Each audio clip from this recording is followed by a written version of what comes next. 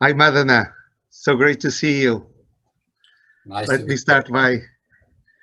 start by thank you for your generosity, and I'm so thrilled to have you on the 25th at our festival, 21 Days of Conscious Living. For me, it's a very special occasion. I've been practicing with you yoga for the last, I guess, 10 years or something since I moved to Vigo, and it's been such an amazing experience that yes, it's so good that we can share it with other people from around the world. Thank you so much, Madhana. My pleasure. Madhana, one thing I was just curious when I started, when we had this idea for this dialogue. I actually been practicing yoga a lot with you, but I know very, very little about you. So I wonder if you could tell us a bit, how yoga came to your life. What has been your, let's say, path in yoga? Something about how this came to you and how we arrived to this point. Well, many people really ask me, how many years have you been into yoga for? My answer usually is very many lives before. But in this very special life, actually, you know, when, when you start asking yourself, what is life? What is it made for? What is the reason why I am born? What is the purpose of life? Why is it that I am here? Why is it that one day I had to disappear? Why is it suffering into our lives? Why is it that we aspire so much about being happy? When something comes into your mind like this, in a very strong way, you start questioning yourself. And that is where my life in yoga starts, where trying to search for answers here and there. And finally, I met a great master that was a type of light into my life, just Mm. to shed light into my way. And everything started like that very many years back.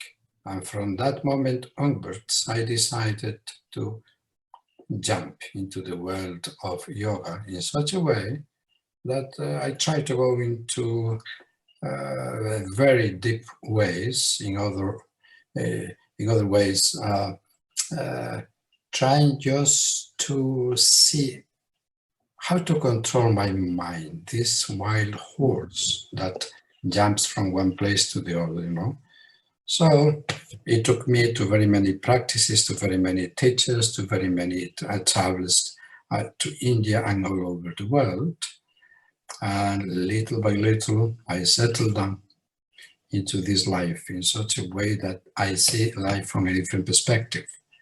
And therefore, here I am, trying to, in a way, to practice yoga, to practice meditation, to go into yogic philosophy, and at the same time, trying to share this path with very many other people Oh, yes.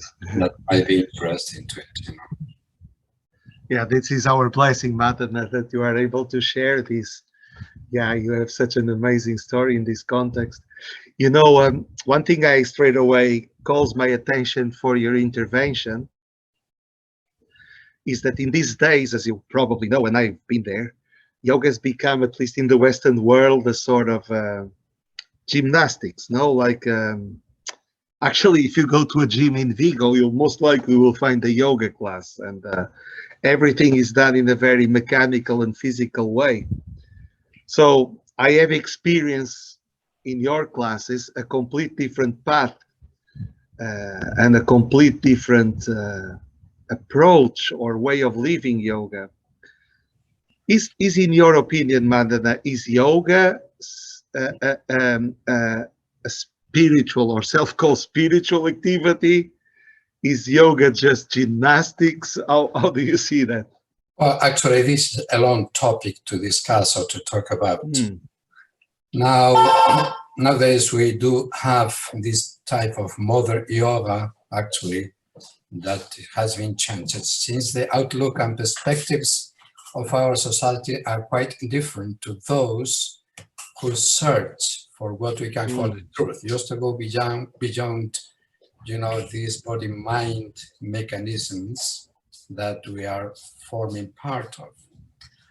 Therefore, we don't need to look at this from a reductionist point of view.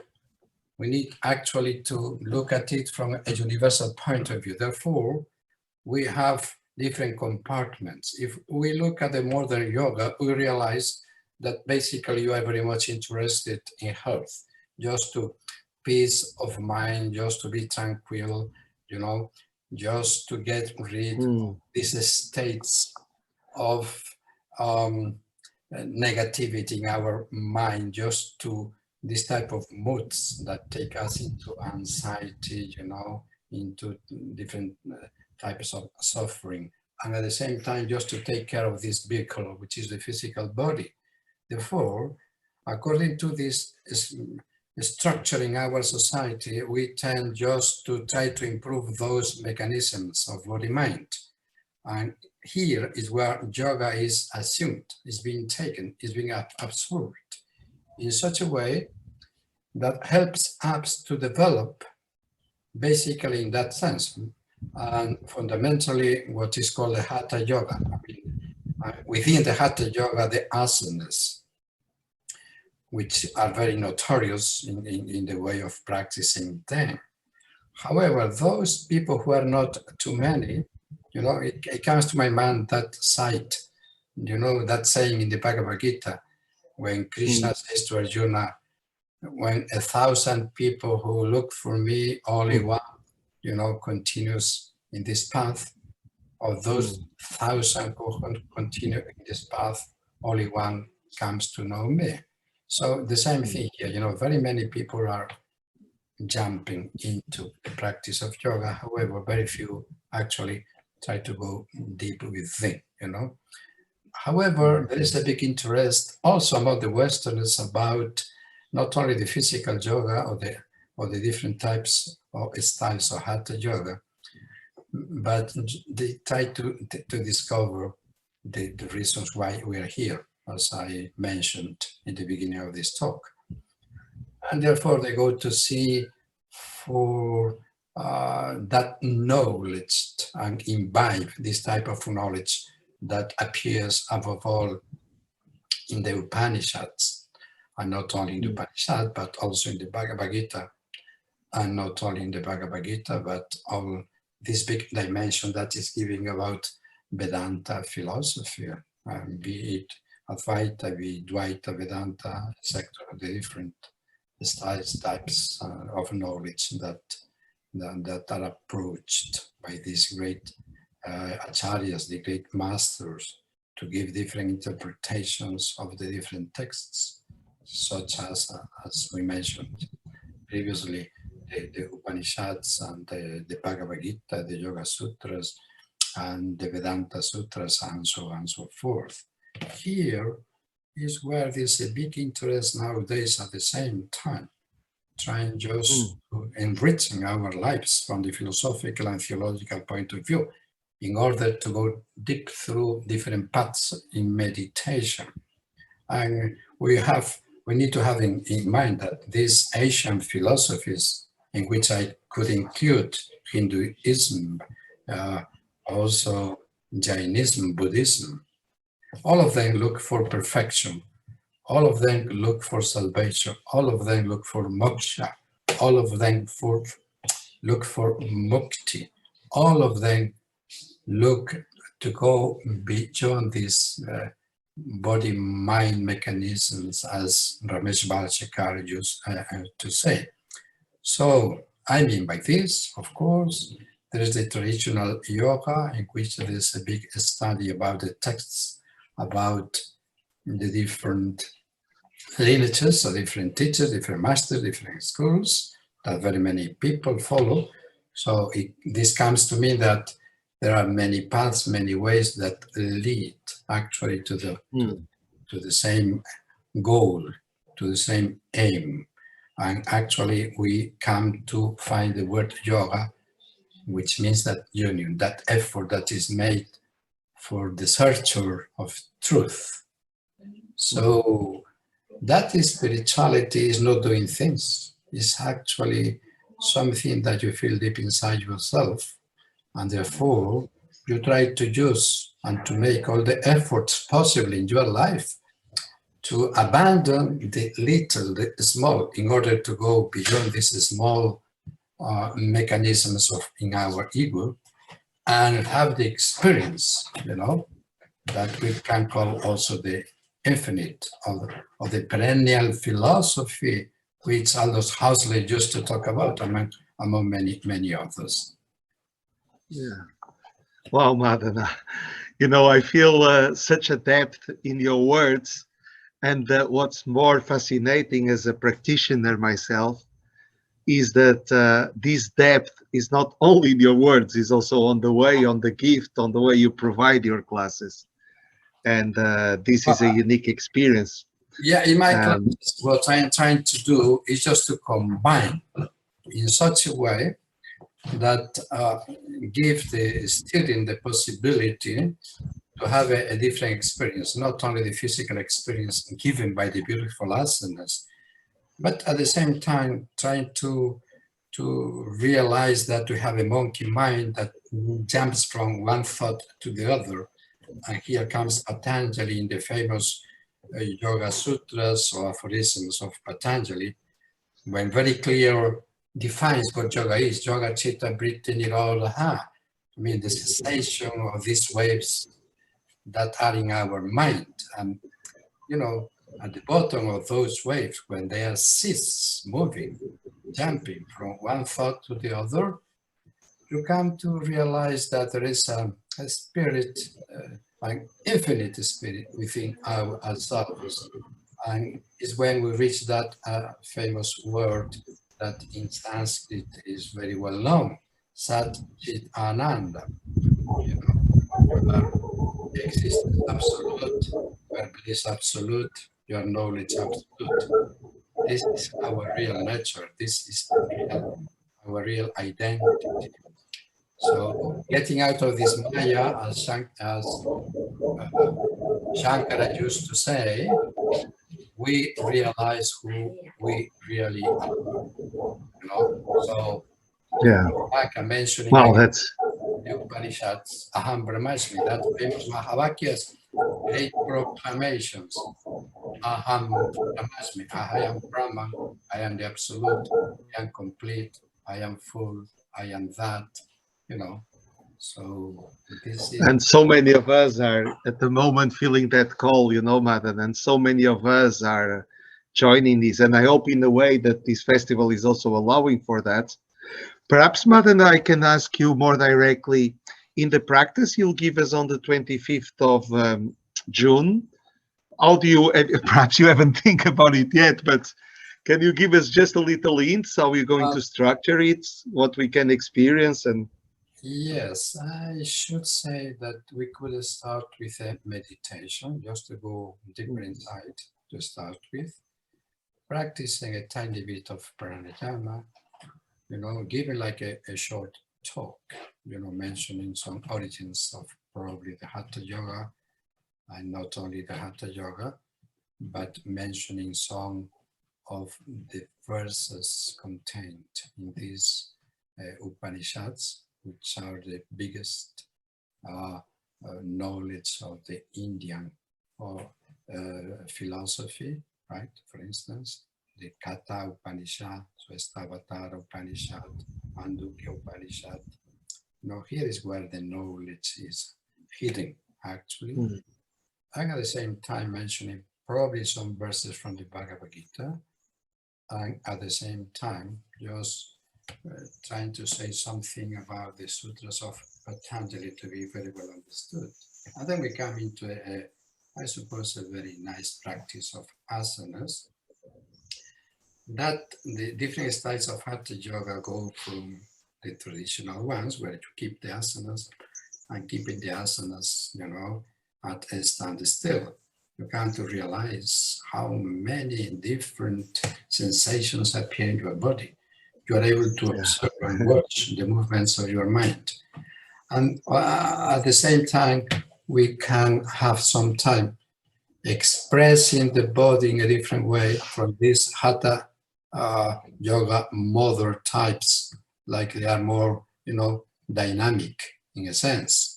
But this is more an invention from us, the Westerners, than what the texts and the traditional way of teaching coming from India is.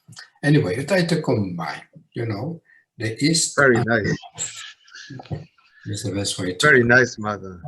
Very nice, mother. I can already experience that blessing. One thing I have to say when I practice with you, um, it's like you bring the actual experience of meditation into the asana, and within the asana you meditate. So both of them just blur at some stage, and this Yeah, is a rather I think that is the purpose, just to use, in this case, our body and our mind to project ourselves,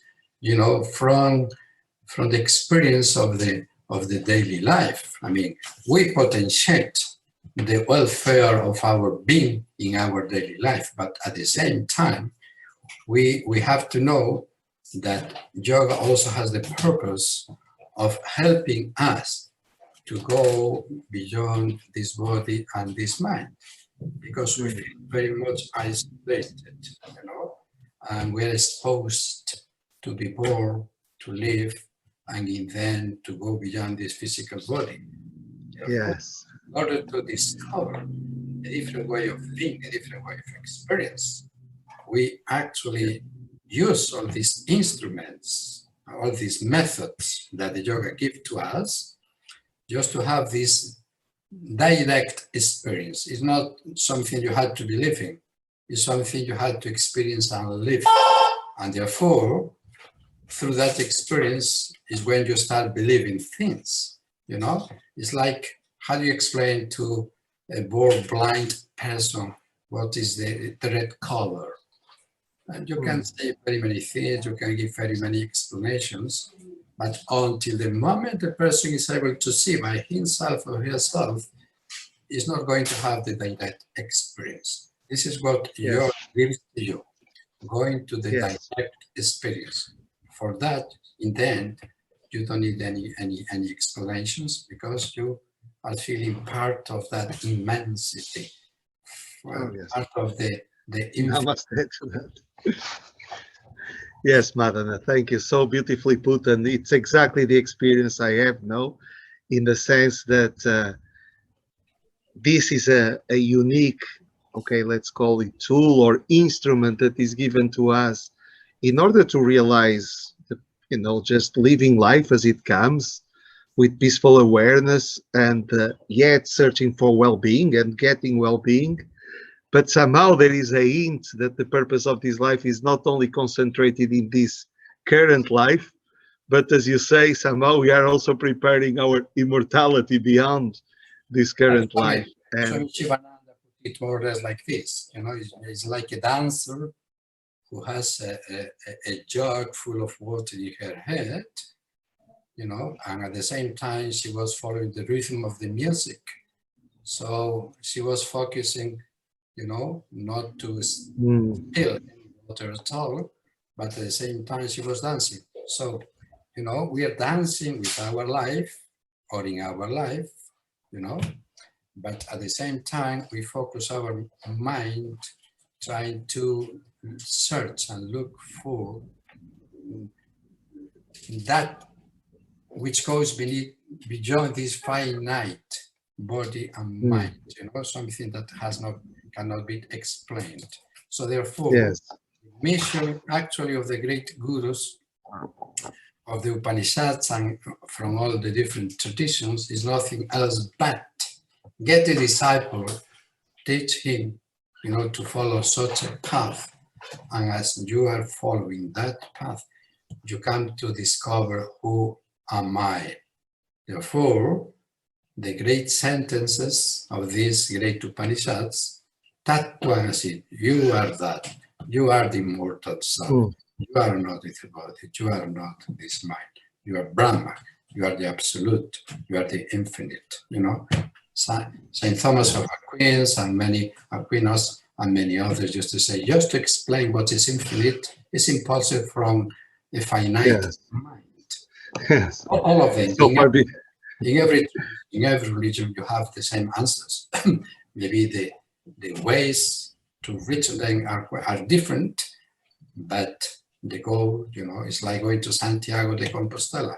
All the pilgrimages go through different paths, but in the end, they reach Santiago de Compostela in the very same spot, the very same place, the very same aim and goal. So anyway, yes. I just encourage all those people who can see us to participate, and you know, we can share all this experience together, and you know, it's just life is also for being enjoyed, and those things who you do it with that beautiful attitude of delivering yourself to it, and therefore happiness is going to be within that type of attitude. You know, again, Swami Shivananda used to put very succinctly in these words: serve, love, give, meditate, you know, realize, you know. So here you have the integral yoga in all these words. So Yes. anyway, hope to see those who are interested in participating, and we'll meet. I will enjoy. Thank you so much, Madhana. Thank you so much. I join you in this call to come join and unite us together somehow. We make this as even further real. This divine creation is so real, and yet, as you correctly say, Madhana, so beyond human comprehension. But with this type of yoga, indeed, we are feeling it, living it from inside. We are realizing that it's real, and that's amazing. So, Madhana, thank you so, so much. I look forward to see you in on the 25th. And yeah, thank you. Thanks to you. You are very kind, and I wish you all the best, and everybody else who are going to be watching us as well. Om Namah Shivaya. Om Namah Shivaya.